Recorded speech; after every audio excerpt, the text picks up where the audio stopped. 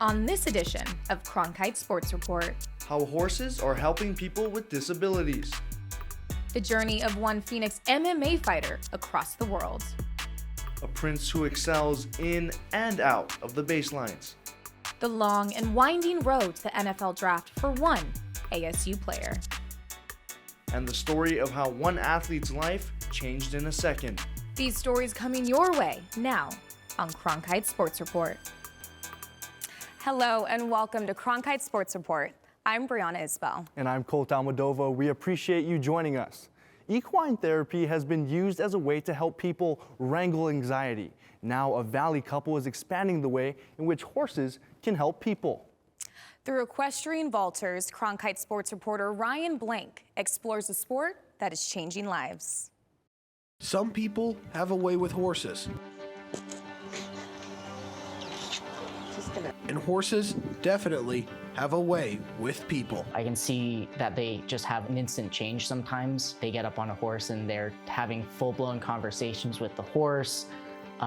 They're happy, and it's just amazing to see sometimes an instant change in students. Jared Salas and Kadria Musina Salas run Salt River Vaulters, the first and only equestrian vaulting organization in the state of Arizona.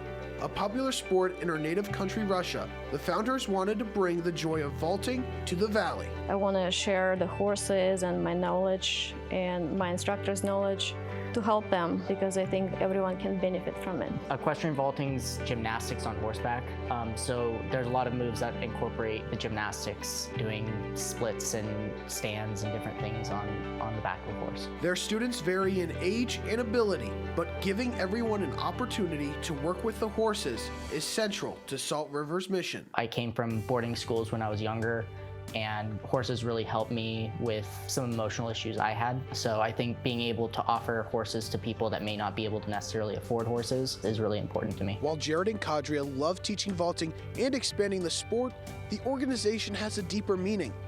Salt River Vaulters offers therapeutic lessons to kids and adults with disabilities, which completes their mission of sharing their horses with everyone. I love helping the kids with disabilities. I think it's probably my favorite thing. They just have a joy with them that they bring to lessons. It makes my day every time. It's just a great feeling. We should, love people no matter what.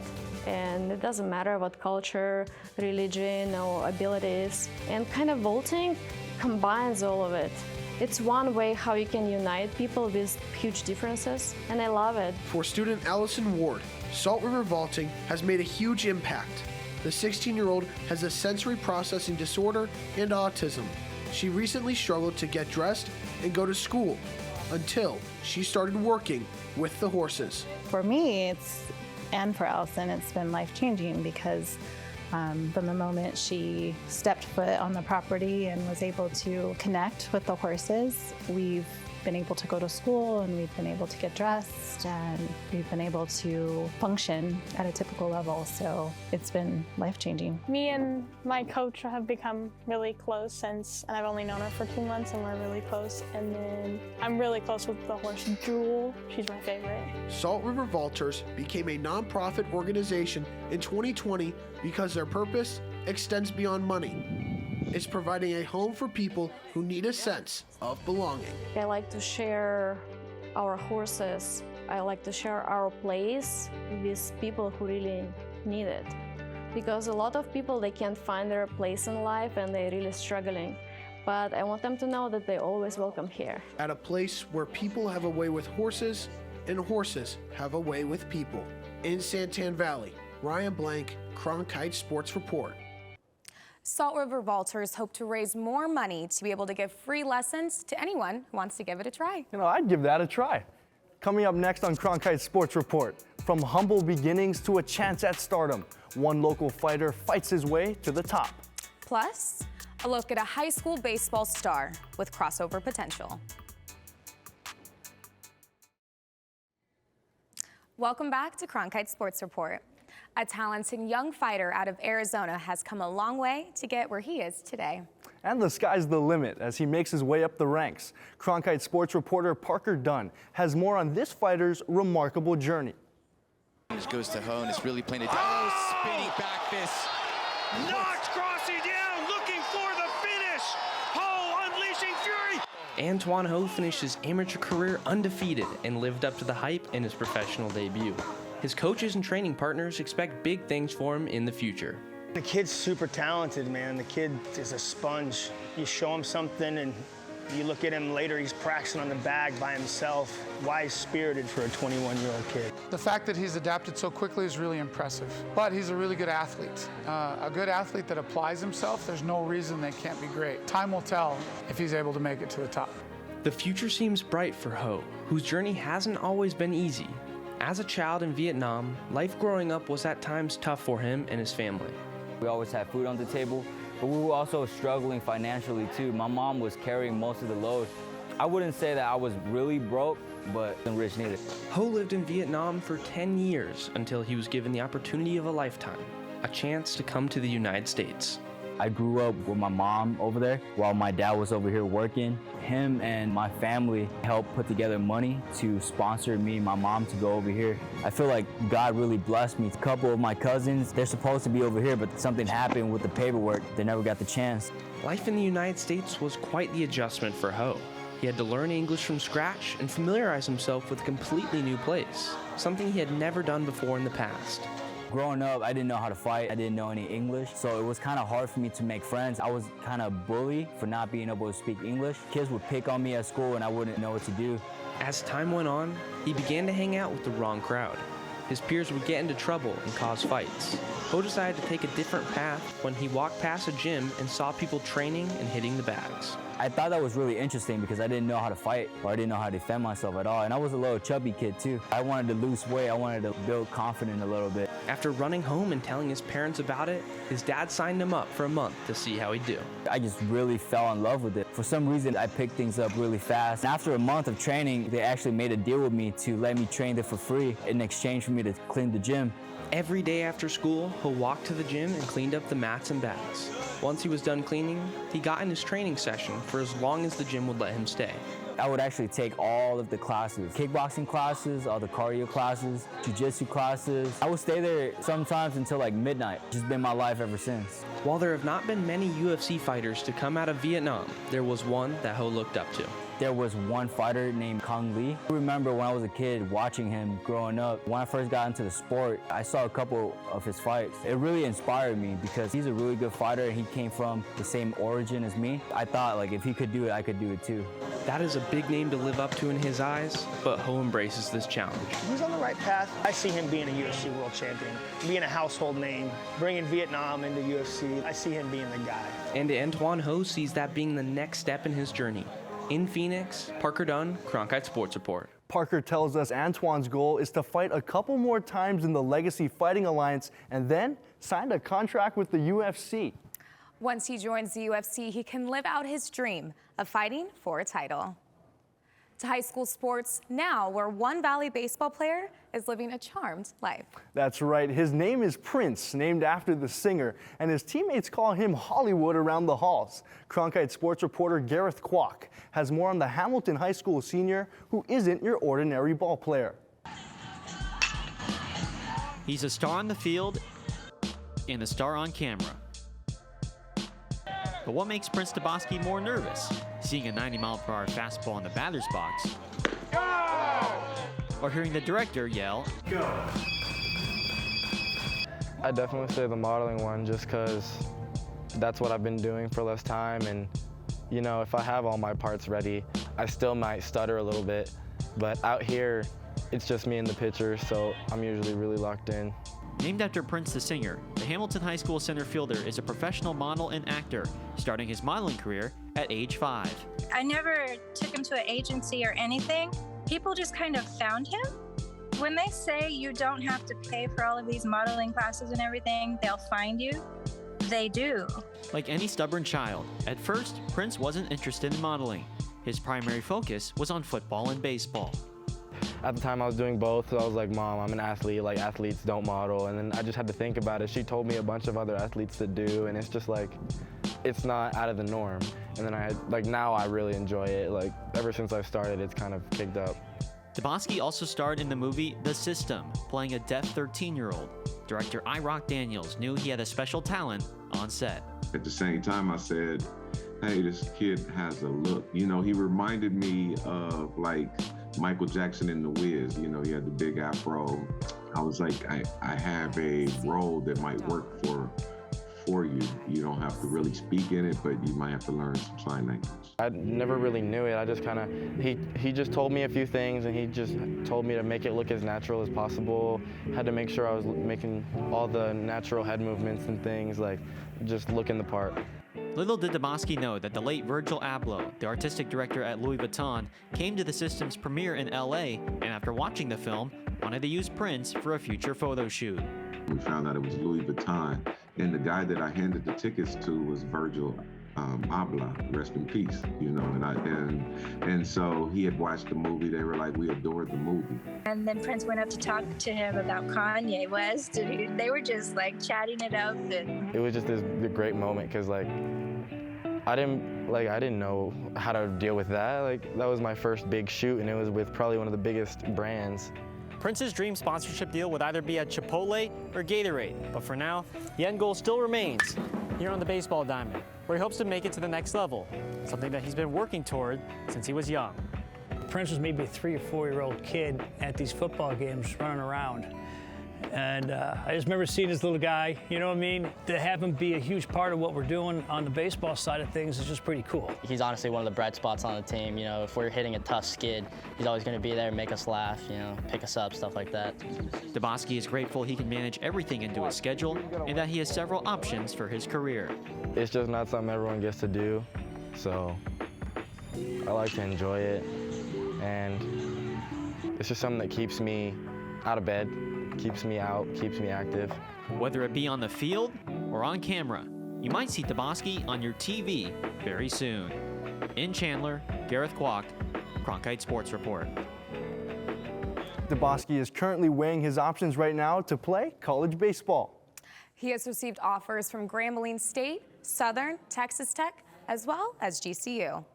Coming up next on Cronkite Sports Report, the inspirational and unconventional journey of one ASU star to the NFL draft. And later on the show, a life changed in a flash, the story of one local collegiate athlete. Welcome back to Cronkite Sports Report. Former ASU running back Rachaad White enters the 2022 NFL draft the same way he began his football career, underrated. The JUCO transfer didn't always play under the Power 5 lights, but he always had the drive to make it big. Cronkite Sports reporter Lindsay Zenti has more on why White could surprise people on draft day. He was one of college football's most prolific running backs, amassing over 1,500 all-purpose yards and 16 touchdowns in his final year at ASU. Now, Rachaad White prepares for the biggest moment of his football career, the NFL draft. Honestly, I'm just looking forward to see where I go. Though he's not expected to be a first-round pick, White made a good impression at the NFL Combine and at Sun Devils Pro Day. White has come a long way from his humble beginnings when his only football option out of high school in Missouri was to redshirt at Division II Nebraska Kearney. Just that young kid, 18, like, yeah, nah, I'm good. But I was, you know, like, nah, I'm about to go to the NFL from here, like from Nebraska Kearney, from D2. Like, it's not like it ain't possible, things like that. It wasn't long before White received the opportunity to pack his cleats and play for a JUCO team that has produced NFL talent before. The move to Mount San Antonio College in Southern California proved to be the turning point of White's career. Rachaad made a bet on himself, and he knew he could do it. And sure enough, he moved halfway across the country, didn't know anybody there. He would tell you that's where it all started, was at Mount Sac. It was kind of crazy because the one thing the coach said to me out the gate was like, yeah, bro, like, you're going to be a Pac-12 running back. I'm like, I didn't get it at the time. I'm like, what? Like, nah, I don't know about Pac-12. After waiting his turn, White finally earned the starting spot at Mount Sac. And that's when coaches started to take notice of the running back's true potential. But what stood out most was his work ethic and unselfish attitude. He took himself out at the 2-yard line early in the game where we could have gone up by 17. And because he wanted the other kid, his teammate, to score. White attributes the majority of his development not only as a player, but as a person to his time spent at the junior college level. I was in some dark times, so, I mean, it was times where I didn't think, I would make it out. But as White's rushing and receiving yards stacked up, so did the phone calls. One from UCLA and one from Mount Sac alum Antonio Pierce, who was at ASU. Antonio Pierce called me and asked me, hey, what about your running back? And I said, he reminds me of Marcus Allen. Kind of had a connection out the gate. Like I said, we can relate, we can relate to each other. More challenges awaited White once he transitioned to Tempe. Through a 4-game 2020 season clouded by COVID-19 concerns and a battle for the starting position against 2 4-star recruits, the running back became the undisputed starter in 2021. Since I was at ASU, my time at ASU, the coaches have been nothing but professional, but on your side, as in they try to put you in the best position, do everything they can for you, regardless that their job's on the line or not. Throughout all the variables White has faced on his path to the draft, his character has always remained intact. He's humble, he's grateful, he's interested in things, he's honest, he's not the type to complain, even though he's had obstacles in life, but he's overcome all those obstacles and he continues to do it. No matter where he falls on draft day, White is sure to enjoy the journey to his next destination. I'm just looking to see where I go, and then when I get there, I don't know, I'm just, looking forward to, just keep having fun, enjoying the game, and I feel like everything else will take care of itself. In Tempe, Lindsay Zinti, Cronkite Sports Report. White met with the Browns and the Tampa Bay Bucks ahead of the draft, and also met virtually with 5 other teams. Yeah, there seems to be some interest in the ASU product. Cincinnati has drafted 2 late-round running backs in the past 3 seasons. We'll see what happens. Coming up next on Cronkite Sports Report, the moment that changed one athlete's life forever and his inspirational journey back.